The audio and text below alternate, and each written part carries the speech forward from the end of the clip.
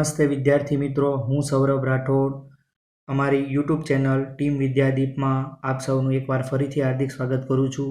અમારી ચેનલ્સના વિડીયો લેક્ચર્સની માહિતી મેળવવા માટે નોટિફિકેશન બટન ઓન કરી દેશો અને અમારી ચેનલને સબસ્ક્રાઈબ જરૂર કરશો, જેથી કરીને તમને અમારા નવા વિડીયોની માહિતી મળી રહેશે. ધોરણ 10માં આપણે પાર્ટ 1માં ત્રિકોણમિતિના પરિચયની વાત કરી. ત્રિકોણમિતિના પરિચયમાં આપણે ત્રિકોણમિતીય વિધેયો જેવા કે સાઇન, કોસ, ટેન, સેક અને કોસેકની વાત કરી. આ ત્રિકોણમિતીય જે વિધેયો છે એના વ્યસ્ત જેવા કે સાઇનનો વ્યસ્ત કોસેક, ટેનનો વ્યસ્ત કોટની આપણે વાત કરી અને સેકનો વ્યસ્ત કોસની પણ આપણે વાત કરી. આ ત્રિકોણમિતીય ગુણોત્તરોનો ક્યાં ક્યાં ઉપયોગ થાય છે એની પણ આપણે વાત કરી. ત્રિકોણમિતીય ગુણોત્તરોને કેવી રીતે લખી શકાય એની પણ આપણે વાત કરી. હવે આપણે જોઈશું ત્રિકોણમિતીય ગુણોત્તરની અવિચલતા. તો મિત્રો, ત્રિકોણમિતીય ગુણોત્તરોની અવિચલતા શેના માટે છે એની આપણે વાત કરીએ.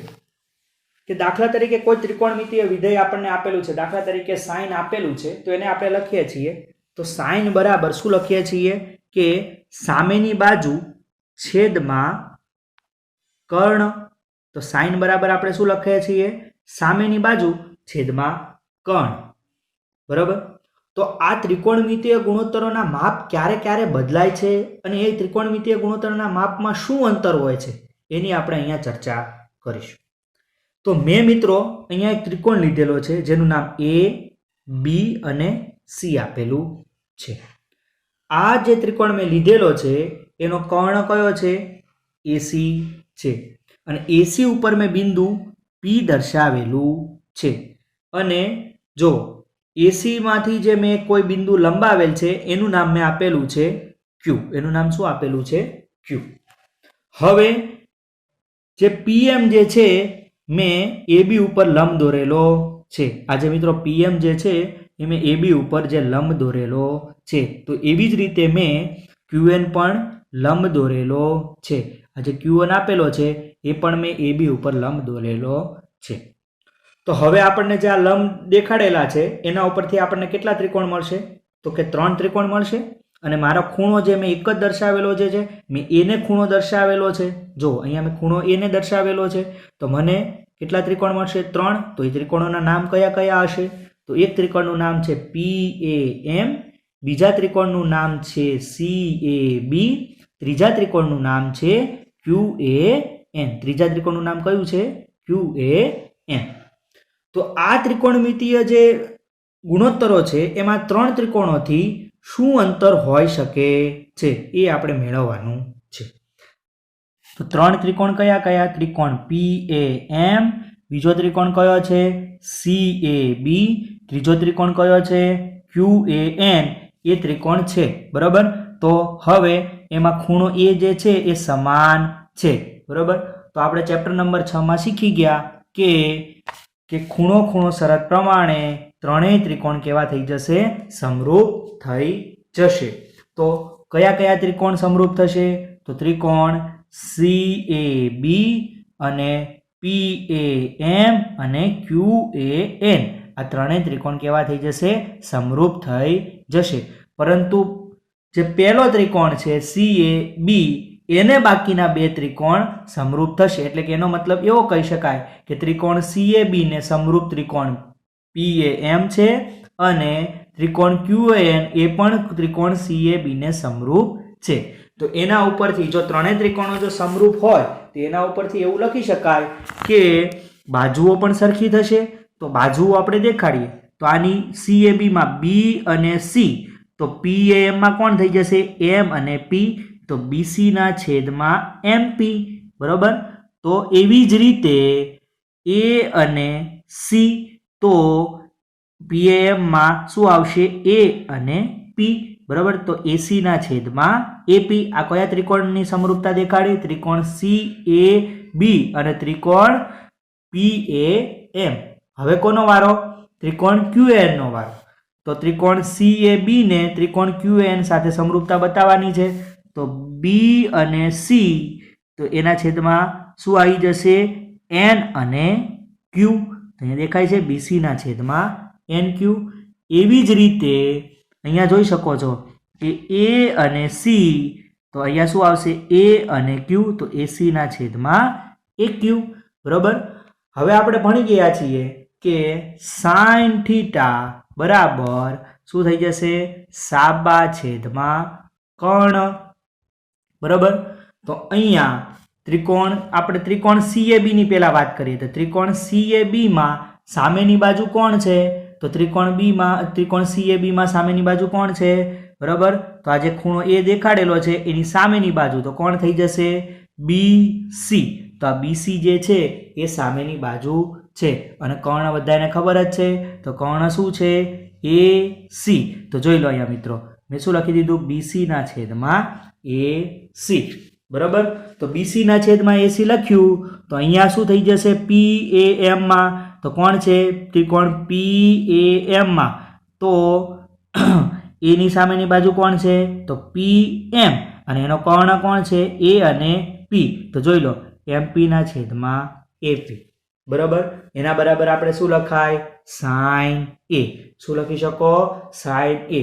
એવી જ રીતે આ તો અહીંયા દેખાડી શકાય કે BC ના છેદમાં AC. તો જો અહીંયા BC ના છેદમાં AC તો દેખાડ્યું છે પણ આપણે કોની સાથે સરખાવીએ છીએ? એને QAN ત્રિકોણ સાથે.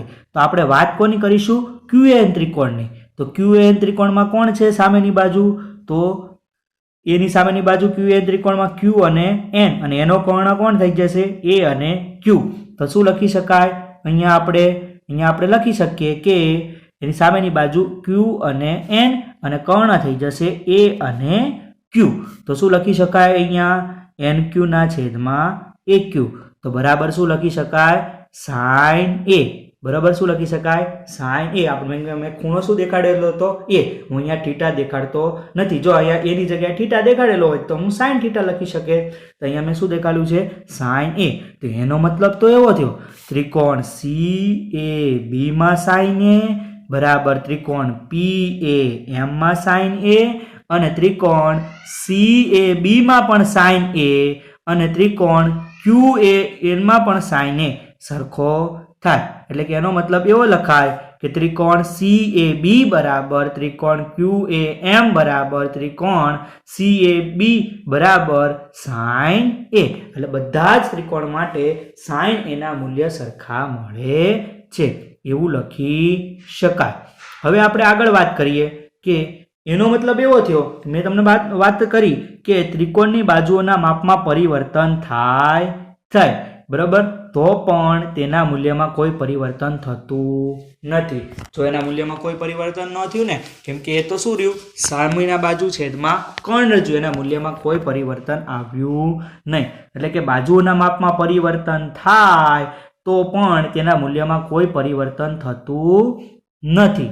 તો આપણા આ જે અવલોકન આપણે કરેલું છે એ અવલોકન પરથી સ્પષ્ટ થાય છે કે જો ખૂણાનું માપ સમાન હોય તો તે ખૂણાના ત્રિકોણમિતીય ગુણોત્તરોના મૂલ્યમાં જો ખૂણાનું માપ સમાન હોય તો તે ખૂણા માટેના ત્રિકોણમિતીય ગુણોત્તરોના મૂલ્યમાં ત્રિકોણની બાજુઓની લંબાઈ અને તેની સાથે કોઈ પરિવર્તન થતું નથી. એનો મતલબ એવો થયો કે સાઇન A નું મૂલ્ય આપણે બદલી શક્યા નહીં. સાઇન A બરાબર આપણે શું લખી શક્યા? એના બાજુઓ પ્રમાણે સામેની બાજુ છેદમાં કર્ણ જ લખી શક્યા. એટલે કે એના લંબાઈમાં કોઈ પરિવર્તન થતું નથી. તો અહીંયા આની ઉપરથી એ પણ વસ્તુ જોઈ શકાય છે કે કોઈ પણ ત્રિકોણનો એક ખૂણો બરાબર કોઈ પણ ત્રિકોણનો એક ખૂણો જાણતા હોઈએ અને ત્રિકોણમિતીય ગુણોત્તર આપેલો હોય તો આપણે બીજા બધા જ ત્રિકોણમિતીય ગુણોત્તરોના માપ કેની મદદથી મેળવી શકીએ છીએ? પાયથાગોરસ પ્રમેયની મદદથી મેળવી શકીએ છીએ. અને મિત્રો આપણને ખબર જ છે કે પાયથાગોરસ પ્રમેય ક્યાં વપરાય છે? તો કાટકોણ ત્રિકોણ હોવો જરૂરી છે. અને આપણે ત્રિકોણમિતિમાં પણ હંમેશા કાટકોણ ત્રિકોણની જ વાત કરીએ છીએ. જોઈએ ફરીથી શું કીધું છે કે કોઈ ખૂણાનો કોઈ પણ એક ત્રિકોણમિતીય ગુણોત્તર બરાબર કોઈ ખૂણાનો કોઈ પણ એક ત્રિકોણમિતીય ગુણોત્તર આપેલ હોય એટલે કે શું લખી શકાય કે કાટકોણ ત્રિકોણની કોઈ પણ બે બાજુઓનો ગુણોત્તર આપેલ હોય તો તે ખૂણાઓના બીજા બધા ત્રિકોણમિતીય ગુણોત્તર પાયથાગોરસથી મેળવી શકાય છે. એનો મતલબ એવો થયો કે દાખલા તરીકે આપણને ખૂણો A આપેલો હોવો જોઈએ અને કોઈ બી ત્રિકોણમિતીય ગુણોત્તર આપેલો હોવો જોઈએ, એટલે કે sin એનું મૂલ્ય આપેલું હોય તો આપણે cos એનું મૂલ્ય પાયથાગોરસ પ્રમેયથી મેળવી શકીએ છીએ. બરોબર. ફરીથી આપણે જોઈએ શું શીખી ગયા કે ત્રિકોણની બાજુઓના માપમાં પરિવર્તન થાય તો પણ તેના મૂલ્યમાં કોઈ પરિવર્તન થતું નથી, એટલે કે ત્રિકોણની બાજુઓની લંબાઈ સાથે કોઈ પરિવર્તન થતું ન હોવાથી ત્રિકોણમિતિના મૂલ્યો કેવા રહે છે? સમાન રહે છે. પરંતુ ખૂણાનું માપ કેવું હોવું જોઈએ? સમાન હોવું જોઈએ. બરાબર. આગળ આવે આપણે વાત કરીએ. આપણે આગળ ભણી જ ગયા છીએ, એકબીજાના વ્યસ્તની વાત કરી છે કે sin θ બરાબર 1 cosec θ, cos θ બરાબર 1 sec θ, tan θ બરાબર 1 cot θ, અને આ સૂત્ર બી મેં તમને આગળ શીખવાડેલું છે પાર્ટ 1 માં કે tan θ બરાબર sin θ છેદમાં cos θ. હવે જો પાછા વ્યસ્તની જ વાત હું કરું છું, cosec θ બરાબર 1 sin θ, sec θ બરાબર 1 cos θ, cot θ બરાબર 1 tan θ, અને cot θ બરાબર cos θ છેદમાં sin θ પણ લખી શકાય છે. અને મેં આગળ વાત કરી છે જો એકબીજાના વ્યસ્ત હોય તો બંનેના જે ગુણાકાર કરીએ તો આપણને 1 મળે છે. એટલા માટે કે sin θ ગુણ્યા cosec θ 1, cos θ ગુણ્યા sec θ 1, tan θ ગુણ્યા cot θ 1, અને અહીંયા ફરીથી એનું જ છે tan θ ગુણ્યા cot θ બરાબર 1 મળે છે. મેં અહીંયા વ્યસ્તની વાત કરી, આપણે આને નિત્યસમ તરીકે ઓળખીએ છીએ. હવે એક વસ્તુ ખાસ યાદ રાખજો મિત્રો કે sin θ અને cos θ ની કિંમત હંમેશા 1 થી નાની અને ધન હોય છે. હંમેશા યાદ રાખજો મિત્રો કે હંમેશા sin θ અને cos θ ની કિંમત 1 થી નાની હોય અને હંમેશા ધન હોય છે. બરોબર. પરંતુ cosec θ અને sec θ ની કિંમત 1 થી વધુ હોય છે. cosec θ અને sec θ ની કિંમત 1 થી વધુ હોય છે. આ અહીંયા કેમ છે મિત્રો? કેમ કે આગળ સ્વાધ્યાયના આના લાયક પ્રશ્નો પૂછેલા છે. આપણે જ્યારે 8.1 કે 8.2 માં જોઈશું ત્યારે આમાં આ જે વસ્તુ છે એનો ઉપયોગ કરીશું. હવે આપણે જોઈએ tan θ અને cot θ ની કિંમત ધન વાસ્તવિક સંખ્યા મળે છે. ધન વાસ્તવિક સંખ્યા એટલે વાસ્તવિક સંખ્યા તો ખરી, પરંતુ કેવી વાસ્તવિક સંખ્યા? ધન વાસ્તવિક સંખ્યા મળે છે. પરંતુ કોની? tan અને cot ની. આપણે ફરીથી જોઈ લઈએ. sin અને cos ની કિંમત 1 થી નાની અને ધન હોય છે. cosec અને sec ની કિંમત 1 થી વધુ હોય છે. પરંતુ tan θ અને cot θ ની જે કિંમત છે એ ધન વાસ્તવિક સંખ્યા મળે છે. વાસ્તવિક સંખ્યા કોઈ બી હોઈ શકે, પણ કેવી હોવી જોઈએ? ધન હોવી જોઈએ. બરાબર મિત્રો. હવે આપણે આગળ એક વસ્તુની વાત કરવાની છે જે ખરેખર જરૂરી છે. બરાબર. કે ત્રિકોણમિતિય આપણને વિધેયો આપેલા હોય એમાં ત્રિકોણમિતિના ખૂણા આપેલા હોય. દાખલા તરીકે sin θ, તો થીટાની જગ્યાએ તમને 30 એવું આપેલું છે, 45 એવું આપેલું છે, 60 એવું આપેલું છે, 90 એવું આપેલું છે. તો એના લાયક એક કોષ્ટક અહીંયા ધોરણ 10 માં આપેલું છે, જેને તમારે જ્યારે ત્રિકોણમિતિય ગુણોત્તરના મૂલ્યો શોધવાના હોય એવા દાખલા આવશે, એના ઉપરથી આપણે આ મૂલ્યો શોધી શકીએ છીએ. તો મિત્રો આ કોષ્ટક યાદ રાખવાની રીત બહુ સહેલી છે. બહુ એટલે બહુ ખૂબ સરળ છે. મેં તમને પહેલા જ કીધું કે આપણે 6 વિધેય સિવાય કંઈ ભણવાનું નથી. તો અહીંયા જોયું 6 વિધેય કયા?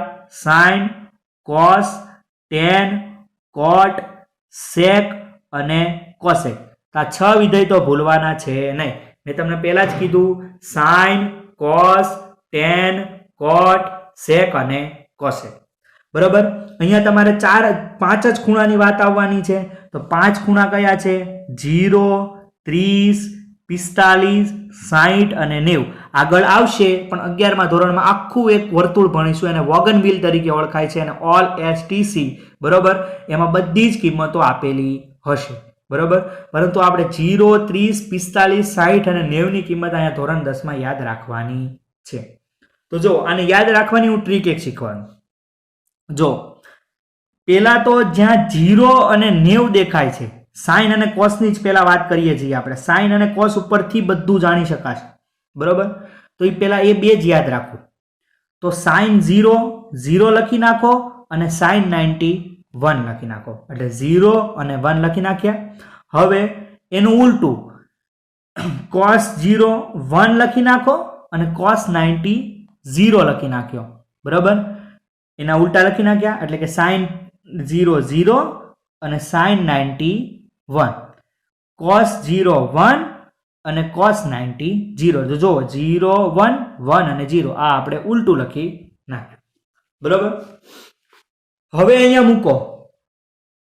બરાબર, અહીંયા હવે આપણે 1 1 3 મૂકીશું. આવી રીતે જો કોષ્ટક બનાવવું હોય તો આવી રીતે બનાવો, 0 30 45 60 અને 90 એવી રીતે સાઇન 0 0 પછી સાઇન 91 કોસ 91 અને કોસ 90 0. બરાબર, તો હવે 30 45 60 ની જે કિંમત છે એમાં સાઇન ની જગ્યાએ 1 1 અને 3 મૂકો. બરાબર, આ મૂક્યા. રેડી, હવે આ મૂકવાથી તમને શું થશે? અહીંયા જો 1 મૂક્યા, અહીંયા 1 મૂક્યા અને અહીંયા 3 મૂક્યા. રેડી, હવે આ બધાને છેદમાં 2 મૂકી દો, 2 2 અને 2. રેડી, જ્યાં 45 દેખાય ત્યાં રૂટ આપો અને જ્યાં તગડો દેખાય ત્યાં રૂટ આપો. તો જો બની ગયું 0 1/2 1/√2 √3/2. રેડી, હવે આનું ઉલટું લખી નાખો. તો જોઈ લો ઉલટું જ છે, cos θ નું શું છે ઉલટું. જો 1 પછી અહીંયા જો 1 છે. રેડી, અહીંયા 1 પછી જો 60 નું અહીંયા 30 નું વેલ્યુ આવી જશે એટલે √3/2. પછી 45 નું 1/√2, અહીંયા 60 નું 1/2 અને અહીંયા 0. બરાબર, બરાબર, ખબર પડી? તો અહીંયા sin θ બરાબર 0. બરાબર, 113 અને 1 અને જ્યાં 30 45 60 ની કિંમત છે ત્યાં 2 2 2 આપી દો. એમાં 45 માં શું આપવાનું? રૂટ આપી દેવાનું અને તગડો જ્યાં દેખાય ત્યાં રૂટ આપી દેવાનું. પછી ફરીથી પાછું આનું ઉલટું લખવાનું છે. રેડી, તો હવે જો સાઇન અને કોસ ની વાત પતી ગઈ. તો સાઇન છેદમાં કોસ બરાબર શું લખાય? tan. તો જો સાઇન છેદમાં કોસ આ બધાને છેદમાં મૂકી દો. રેડી, મૂકી દીધા. તો જો 0 ભાગ્યા 1 તો 0, 1/2 છેદમાં √3/2 તો આ 2 2 કેન્સલ તો 1/√3. અહીંયા √2 કેન્સલ તો અહીંયા 1. બરાબર, અહીંયા 2 2 કેન્સલ તો અહીંયા √3 અને 1/0 એટલે કોઈ અવ્યાખ્યાયિત પદ થાય એટલે આપણે અહીંયા શું લખીશું? અવ્યાખ્યાયિત. હવે cot θ માં આનું ઉલટું. તો જો અવ્યાખ્યાયિત પછી √3. બરાબર, શું લખો છો? આનું ઉલટું અવ્યાખ્યાયિત પછી √3 પછી 1 પછી 1/√3 અને 0. પડી ખબર એટલી? રેડી, હવે sec θ ની વાત કરીએ. તો sec θ બરાબર શું? તો sec કોનો વ્યસ્ત હતો? તો મેં પહેલા જ કીધું કે 1/cos θ બરાબર sec θ. તો cos ની જેટલી કિંમત છે એ મૂકો. તો 1 ના છેદમાં પહેલા અહીંયા મૂકો 1 મૂકો, 1 ના છેદમાં 1 ના છેદમાં 1, તો 1 ના છેદમાં 1 મૂકો તો 1, 1 ના છેદમાં આપણે શું મૂકીશું? √3/2. તો એ ક્યાં જતા રહેશે? 2 ઉપર. તો શું વધશે? 2 ના છેદમાં √3. તો અહીંયા કિંમત જુઓ 2/√3. ફરીથી હવે 1 ના છેદમાં 1/√2. તો √2 ક્યાં જતા રહ્યા? ઉપર. તો શું વધ્યું? √2 ના છેદમાં 1 એટલે કે શું લખી શકો અહીંયા? √2. તો અહીંયા જુઓ કિંમત √2. રેડી, ફરીથી જુઓ અહીંયા 1 ના છેદમાં 1/2. તો 2 ક્યાં જતા રહ્યા? ઉપર. તો શું લખી શકાય? 2 ના છેદમાં 1 એટલે કે શું લખી શકાય? 2 એટલે અહીંયા 2. અને અહીંયા 1 ના છેદમાં 0. તો 1 ના છેદમાં 0 એટલે મેં પહેલા જ કીધું અવ્યાખ્યાયિત પદ. અને હવે cosec θ નું લખવું હોય તો એનું શું કરવું પડે? ઉલટું. તો અવ્યાખ્યાયિત, અહીંયા 2, અહીંયા √2, અહીંયા 2/√3 અને અહીંયા 1. બરાબર, અહીંયા લખી શકાય છે. રેડી, હવે આગળ જોઈએ તો આ કોષ્ટક ઉપરથી તમને ઘણા ખરા દાખલા પૂછાય છે. શું કોષ્ટકમાં 0 થી 90 તરફ જતા એટલે કે 0 30 45 60 અને 90 એ તરફ જતા sin θ ની જે કિંમત છે એ 0 થી વધીને કેટલી થાય છે? 1 થાય છે અને cos થીટાની કિંમત કેટલી થાય છે? 1 થી ઘટીને 0 થાય છે. જો આપણે કોષ્ટકમાં જોઈએ તો જો અહીંયા sin 0 0, sin 30 1/2, sin 45 1/√2, sin 60 √3/2, sin 90 1. તો 0 થી 90 તરફ જતા sin થીટાની કિંમત 0 થી વધીને કેટલી થઈ? 1 થઈ. જ્યારે cos થીટામાં જુઓ, cos 0 તો 1, cos 30 તો √3/2, cos 45 તો 1/√2, cos 60 તો 1/2, cos 90 તો 0. તો cos થીટાની કિંમત 0 થી 90 તરફ થતા 1 થી ઘટીને કેટલી થઈ જાય છે? 0 જેટલી થઈ જાય છે. જ્યારે cosec થીટા અને sec થીટાની કિંમત 1 થી વધુ હોય છે. કેટલી હોય છે cosec થીટા અને sec થીટાની કિંમત? 1 કે તેથી વધુ હોય છે. આપણે કોષ્ટકમાં જોઈએ એનું પણ તો જો cosec થીટા તો પહેલા અવ્યાખ્યાયિત, પછી 2 થયું, પછી √2 થયું, પછી √2/√3 થયું અને પછી છેલ્લે 1 થયું. અને પછી જો sec થીટાની કિંમત કેટલી થઈ? તો 1 થઈ, પછી √2/√3 થયું, પછી √2 થયું, પછી 2 થયું, અવ્યાખ્યાયિત થયું. એટલે કે આની કિંમત કેટલી હશે? sec થીટા અને cosec થીટાની કિંમત 1 કે તેથી વધુ હશે. જો અહીંયા જો sec થીટાની કિંમત 0 થી 90 તરફ જતા 1 થી વધુ થઈ ગઈ અને cosec થીટાની કિંમત 0 થી 90 તરફ જતા વધુમાંથી 1 થઈ ગઈ. બરાબર? એટલે 1 કે તેથી વધુ હોઈ શકે છે. બરાબર? હવે સિમ્પલ રીતે આપણે એક વસ્તુ યાદ રાખીએ કે sin 0 0, cos 0 1. બરાબર? cosec 0 અને cot 0 ના મૂલ્ય આપણે અહીંયા જોઈ શકીએ છીએ. cosec 0 અને cot 0 ના મૂલ્ય, cosec 0 અને cot 0 ના મૂલ્ય હંમેશા કેવા હોય છે? અવ્યાખ્યાયિત હોય છે. કોઈની કોઈ વ્યાખ્યા આપી શકાતી નથી. અને sin 90 અને cos 90, તો sin 90 બરાબર 1 અને cos 90 બરાબર 0 થાય છે. બરાબર? એવી જ રીતે cosec 90 બરાબર પણ કેટલા થાય છે? 1 થાય છે. પરંતુ sec 90 અને tan 90 એ વ્યાખ્યાયિત નથી. એ પણ આપણે કોષ્ટકમાં જોઈ લઈએ. તો sec 90 ક્યાં છે? તો આ sec, બરાબર, અને આ એની 90 ની કિંમત તો કેવા છે? અવ્યાખ્યાયિત. અને tan અને એની 90 ની કિંમત તો પણ એ અવ્યાખ્યાયિત છે. બરાબર છે? તો આપણે શું કીધું કે sec 90 અને tan 90 ની કિંમત કેવી હોય છે? વ્યાખ્યાયિત નથી, એટલે કે અવ્યાખ્યાયિત છે. બરાબર? ફરીથી જોઈ લેશું કે જેમ થીટાની કિંમત 0 થી વધીને 90 તરફ જાય તેમ sin થીટાની કિંમત 0 થી 1 થાય છે, એટલે કે વધે છે. અને cos થીટાની કિંમત 1 થી ઘટીને 0 થાય છે. જ્યારે cosec થીટા અને sec થીટાની કિંમત 1 થી કેવી હોય છે? વધુ હોય છે. કેવી હોય છે? 1 થી વધુ હોય છે.